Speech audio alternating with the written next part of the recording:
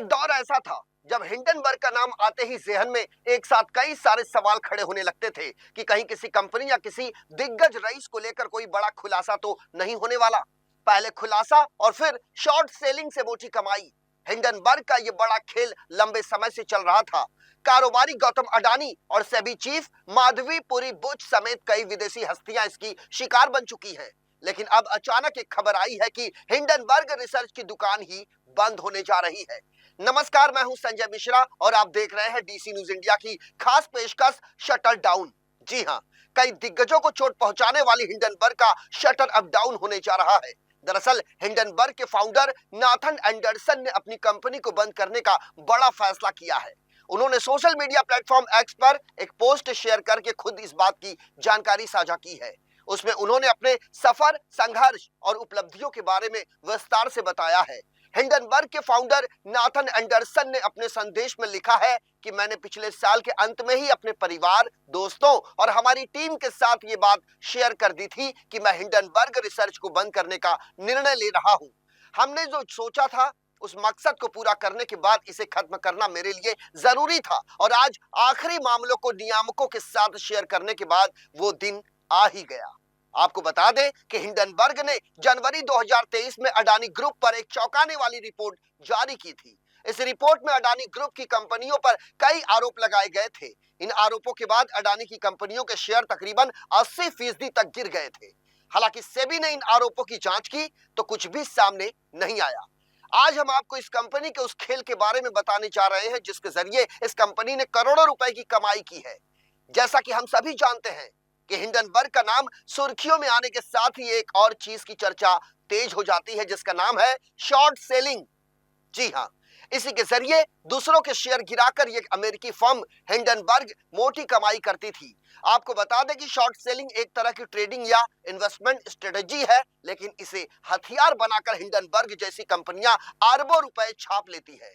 खास बात यह है कि शॉर्ट सेलिंग का पूरा खेल शॉर्ट सेलर द्वारा उधार लिए गए शेयरों से खेला जाता है। वहीं नॉथन एंडरसन की हिंडनबर्ग रिसर्च एक इन्वेस्टमेंट फर्म होने के साथ साथ एक शॉर्ट सेलर कंपनी भी है। हिंडनबर्ग कंपनी की प्रोफाइल को देखें तो ये एक एक्टिविस्ट शॉर्ट सेलर है और यही इसकी अरबों रुपए की कमाई का अहम जरिया भी है। शॉर्ट सेलिंग से कमाई करने की प्रक्रिया को आसान भाषा में यदि समझें तो इसमें आप एक ऐसी सिक्योरिटी की बिक्री करते हैं जो आपके पास होती ही नहीं, बल्कि ये पूरा खेल उधार के शेयरों के जरिए खेला जाता है। इसमें खास बात यह होती है कि शॉर्ट सेलिंग में ट्रेडिंग करने वाले स्टॉक्स की कीमत बढ़ने के बजाय उसके गिरने पर कमाई करते हैं। इसे उदाहरण के जरिए समझे तो यदि किसी कंपनी के शेयर को शॉर्ट सेलर इस उम्मीद से खरीदता है कि वो भविष्य में 200 रुपए का स्टॉक गिरकर 100 रुपए पर आ जाएगा, इसी उम्मीद में वो दूसरे ब्रोकर से इस कंपनी के शेयर उधार के तौर पर ले लेता है। ऐसा करने के बाद शॉर्ट सेलर इन उधार लिए गए शेयरों को दूसरे ऐसे निवेशकों को बेच देता है जो इसे 200 रुपए के भाव से ही खरीदने को तैयार बैठे हैं। वहीं अब उम्मीद के मुताबिक कंपनी का शेयर गिरकर 100 रुपए पर आ जाता है तो शॉर्ट सेलर उन्हीं निवेशकों से शेयरों की खरीद करता है। गिरावट के समय में वो शेयर 100 रुपए के भाव पर खरीदता है, जिससे उधार लिया था उसे वापस कर देता है और उस हिसाब से उसे प्रति शेयर 100 रुपए का जोरदार मुनाफा होता है। वहीं इसी रणनीति के तहत हिंडनबर्ग कंपनियों को शॉर्ट कर कमाई करती है। जैसा कि हमने आपको बताया कि शॉर्ट सेलिंग में शेयरों को शॉर्ट करके पैसा कमाया जाता है, लेकिन जोरदार मुनाफा कमाने के साथ ही ये तरीका जोखिम भरा भी है और यदि किंचित काल भी ये दाव उल्टा पड़ जाए तो शॉर्ट सेलर को जोरदार घाटा उठाना पड़ता है।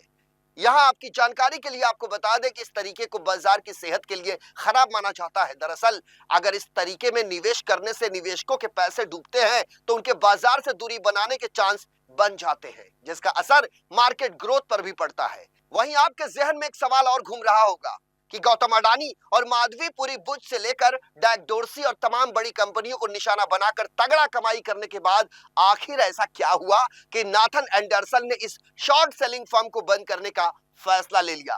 तो इसके बारे में उन्होंने अपनी पोस्ट में भी खुद ये स्पष्ट किया है कि हिंडनबर्ग को बंद करने का फैसला एक बेहद व्यक्तिगत निर्णय था। उन्होंने कहा कि इसके लिए कोई एक खास बात नहीं है और ना ही कोई खास खतरा इसमें दिखाई देता है। बहरहाल अब हिंडनबर्ग बंद होने जा रही है, जिसके चलते कई कंपनियों ने राहत की सांस ली होगी। क्योंकि इस फर्म ने अपने खुलासों के जरिए न सिर्फ दूसरों के शेयर गिराकर खुद मोटी कमाई की है, बल्कि कथित कंपनियों को भी तगड़ा नुकसान पहुंचाने का काम किया है। फिलहाल इस खास पेशकश में मेरे साथ अभी के लिए इतना ही। ताजा तरीन खबरों के लिए देखते रहे डीसी न्यूज इंडिया। पूरी टीम के साथ मुझे आने संजय मिश्रा को दीजिए इजाजत। नमस्कार।